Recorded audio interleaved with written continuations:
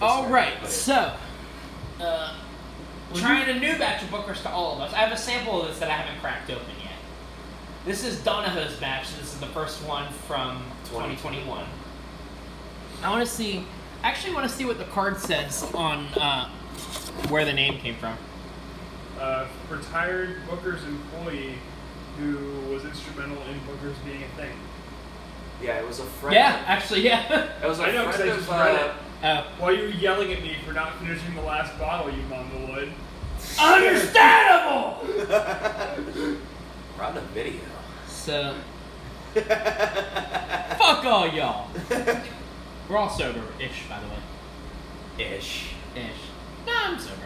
We have every single thing we've had so far is above 100 proof. Yeah, that means we ain't no bitches. Fair. So, yeah, Sir, what they said. I'm going to have a word with you. What they said, though. So that's where the name comes from. This is the first release of.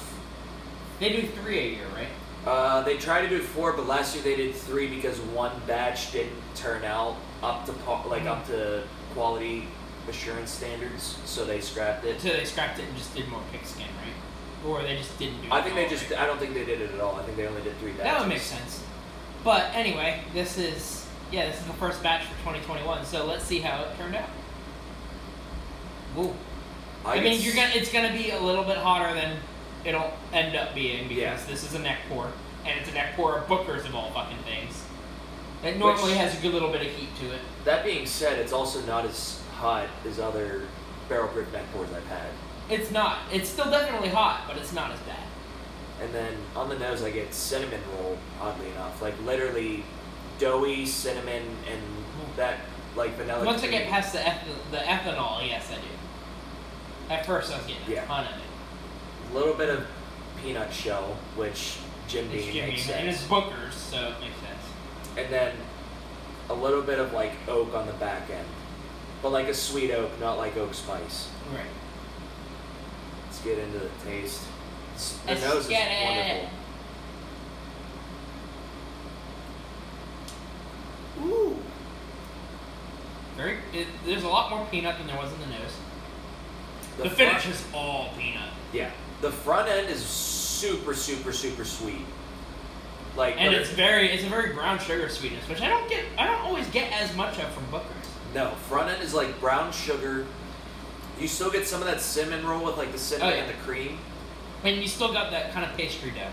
Yeah, and then slowly it transitions more into like the oaky, spicy, and it does have some heat to it. Like I don't get nearly as much heat as I have from other Booker's batches though. I can agree with that. That is true. This comes in at like 126 point something, right? Yeah.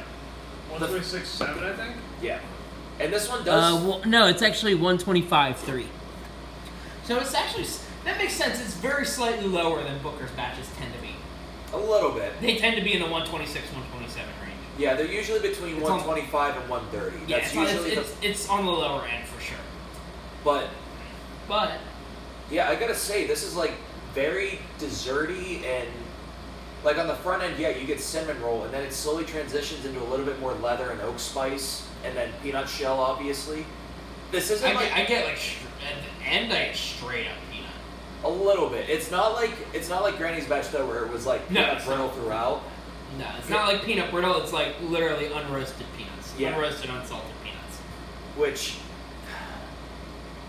again, I still think Granny's batch is my number one regular. Oh, for sure. But I like this more than the Boston batch, and I do. Even though, again, the Boston batch, like I would repurchase it if that's what Booker's tasted like. Yeah. But this is. It's like it's right in between, but I'd put it more toward Granny's batch than I would toward Boston batch. The thing about Boston batch is that Boston batch was also probably the least popular batch within the last 2 years since 2019. Right. So. But again, it's still a good as I've whiskey. said, like I said, if Booker's tasted like Boston batch all the time, yeah, I'd still fucking buy it. Yeah. But this is like. This makes me excited to see how the other 2021s turn out. Me too. And thankfully it's something I'll be able to get because it's going to sit on a shelf. Yeah, it's not going to sell out same day. No. And even if there's demand for it, I'll snag you one. Yeah. Which, if it went back, if it went up $10 in price, it's gonna sit even longer on shelves now. Yep.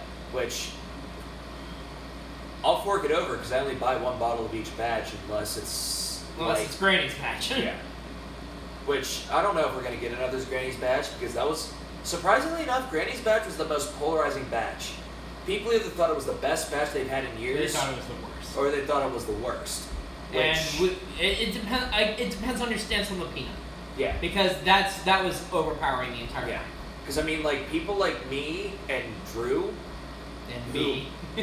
well, Drew and me are on the same page of Jim Beam to the point that that's what both of us seek out, Right. and like we will literally hunt for anything Jim Beam related. Mm-hmm.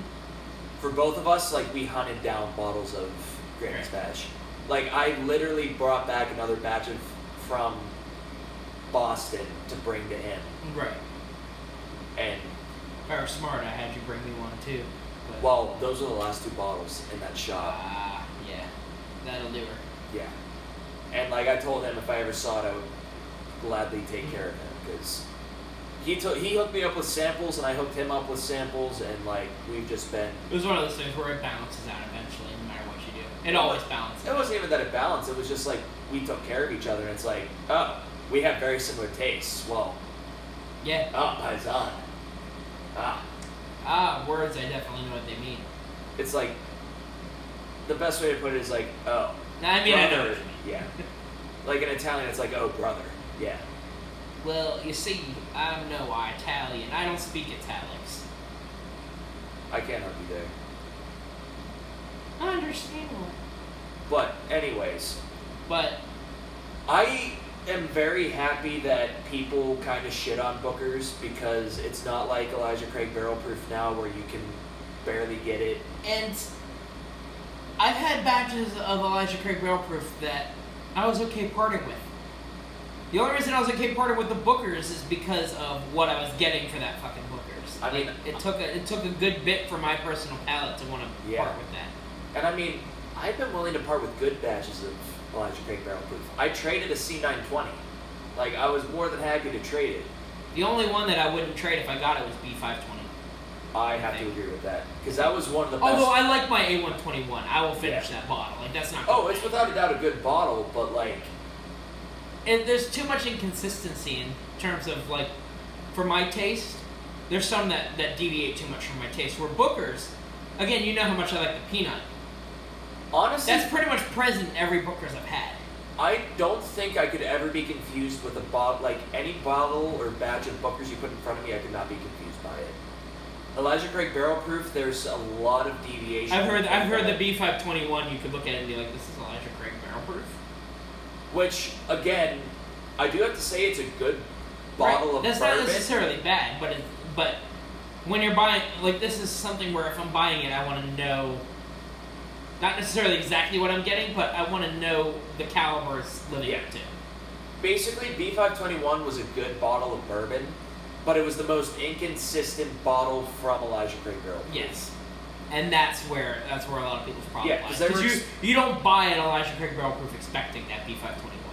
Yeah. Meanwhile, you could buy a Booker's expecting any batch of Booker's you've ever gotten. Yeah, even like the, Even again, I've tried a good handful now. The Boston batch is my least favorite. But it is so distinctly Booker's that I still really liked it. Yeah. It was just, if I'm going to have a bottle of Booker's just because of how little I sip it, I want one of my favorites. Right. I don't want, I want to be picky about it because I can afford to be picky on that. Right. Because, yeah, you're not getting every single batch of Bookers like me who buys Gets every a ton single batch of Booker's. Not every single batch, but it's starting to get to the point where I will buy it. Sometimes a married one. But anyway, so in terms of the other Bookers you've had, verdict? This is up there for me, actually. Like percentile out of, like... So, here's the issue. I put this, if we're talking 25th percentile is the best, I put this up there, I think. I think... It's skirting the line between 50th percentile and 25th percentile. I would probably put this in the upper quarter because, I mean, there's also the issue that I've had several batches that I don't remember what batch they were because I had them at bars. Mm-hmm. But, like, I saw the color of the label, and the color of the label wasn't usually something that I had had before. Because, like, if I see purple, I know it's Granny's batch. and there was only one bar that had Granny's badge. But yeah, like typically whenever I get Booker's, I don't know what batch it is, but this has been better than most bar pours I have had of it. Yes. But it's not, to me, better than Granny's badge. Right. And, you know, some people, depending on your taste, this is going to be better than Granny's badge. But us, for our peanut forward head ass selves, this is not as good. Compared to Granny's badge, no. Compared to the other ones I've had, I would say this is my second favorite. But I'd say knowing how some of the other batches were, that's why I put it skirting the line between top quarter and second quarter. I mean, I haven't had nearly as many batches of Booker's as you guys have. This is up there with Granny's batch for me, but like not quite as good. Mm-hmm. Yeah, I mean, here's the thing: the peanut brittle on Granny's batch, and like it was probably the smoothest batch of Booker's I've ever had. Yeah. The thing that like I do like about this one though is that it does have that distinct cinnamon roll taste. Yeah. It is very distinct. It's different compared to the other Booker's batches. And what I'd like to see is how it opens up, because this is the neck pour, so it's going to be a little tight. It's going to be a little hotter. Right. So whenever this opens I up, think it'll mellow out a bit. I think it might lose a little bit of that cinnamon and a little bit of the peanut, but not enough to. I think it's going to raise the vanilla a little bit. Yes. Which is honestly kind of what I'm. It's going to raise the sweeter, more buttery, smooth flavors. Yeah. Why do I keep buying, again, I have to ask this question, why do I keep buying new shit that's not Jim Beam? I was going to say, even I think now Ryan's turning into the one who kind of buys more of the newer shit, because even I'm backing down a bit on buying stuff that isn't from distilleries I know I love. Yeah. I have my hit or miss ones, like, I can't even say the Rebel, because I knew I was going to like the Rebel. I knew I was going to like the Ezra, because it's either going to be banana forward or it's going to be peanut forward, and I like both. Right. I can always go with an Old Forester because I know I'm going to get banana unless it's the 1910 or the Statesman, but the Statesman's a whole different story. Right. And like there are occasional ones like the Penelopes.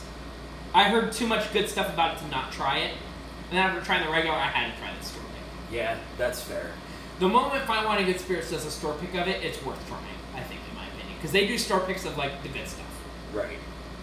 I mean, if you get a chance to try it without buying it first, definitely do it, because I'm not going to lie, I think I like the standard Penelope barrel strength over the store pick, but they were very different and respectful in their own ways. Right. It's one of those ones where it could go either way depending on your taste, but they were both like top quality. I mean, they were both high quality. Look at the lineup we had the original Penelope cast strength in. Oh yeah, that was a heavy hitter lineup with Granny's batch in it, and it stacked up with everything we had there. It definitely did.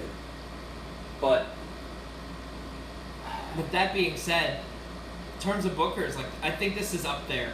I have to say so, and I mean, I can't. And it's nice to hear because there's so many people who like the older ones more than most of the newer ones. Well, it's nice to have newer ones that compare. Well, that's the big thing is like, how do we like? Because a lot of the people who say that said, "Oh, before 2015, Booker's was so much better." I definitely can't say anything about that because I didn't have Booker's until I turned. I think it was like my 22nd birthday that I was buying it at bars. Mm-hmm. And then I bought a bottle of it because I finally got a job. Like, that was one of my celebration bottles, was buying a bottle of Booker's because I got a full-time position. Right. So. I get more peanut as this opens up, by the way. It does. I get a little bit more peanut. I get more peanut shell, actually. I get peanut shell. Yes. However, it was enough for me. I bump it just up into that top quarter. But that being said, Booker's Donohoe's batch. It's definitely, if you can find it, if it's still sitting around a store, buy it. Although when this thing comes out, we'll be on to the fucking 2022s. Who fucking knows?